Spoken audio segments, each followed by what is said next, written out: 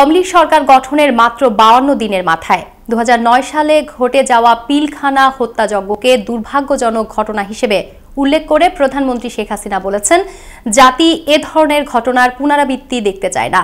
Border guard Bangladesh BGB দিবস 2022 উপলক্ষে আয়োজিত অনুষ্ঠানে প্রধান অতিথির বক্তব্যে তিনি একথা বলেন। এ সময় বিজিবি কর্মীদের শৃঙ্খলা ও চেইন অব কমান্ড মেনে চলার নির্দেশ দেন তিনি। পাশাপাশি 2041 সালের মধ্যে বিজিবিকে একটি বিশ্বমানের আধুনিক, দক্ষ ও শক্তিশালী সীমান্তরক্ষী বাহিনী হিসাবে গড়ে তোলা হবে বলেও জানান সরকার প্রধান। বিস্তারিত জানাচ্ছেন সহকর্মী আনজাম খালেক। রাজধানীর পিলখানস্থ বিজিবি সদর দপ্তরে বীর উত্তম আনোয়ার হোসেন প্যারেড গ্রাউন্ডে মঙ্গলবার সকালে বর্ডার গার্ড বাংলাদেশ বিজিবি দিবস 2022 উপলক্ষে আয়োজিত অনুষ্ঠানে প্রধান অতিথি হিসেবে অংশ নেন টানা 3 বারের প্রধানমন্ত্রী শেখ হাসিনা। এরপর প্রধানমন্ত্রী বিজিবি মহাপরিচালকের সঙ্গে প্যারেড কমান্ডারকে সাথে নিয়ে একটি খোলা জিপে করে প্যারেড পরিদর্শন করেন।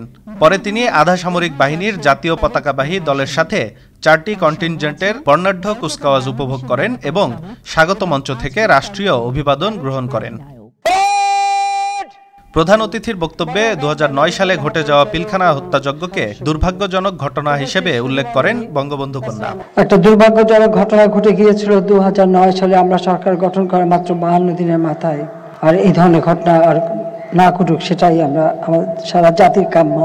এ সময় শৃঙ্খলা ও চেইন অব কমান্ড বজায় রাখতে বিজিবি সদস্যদের নির্দেশ দেন শেখ হাসিনা। শৃঙ্খলা এবং চেইন অব কমান্ড যে কোনো একটি শৃঙ্খলা বাহিনীর জন্য সবথেকে গুরুত্বপূর্ণ চালিকা শক্তি। কখনো শৃঙ্খলা ব্যাঘাত ঘটাবেন না, অর্পিত দায়িত্ব মেনে চলবেন, চেইন অব কমান্ড মেনে চলবেন।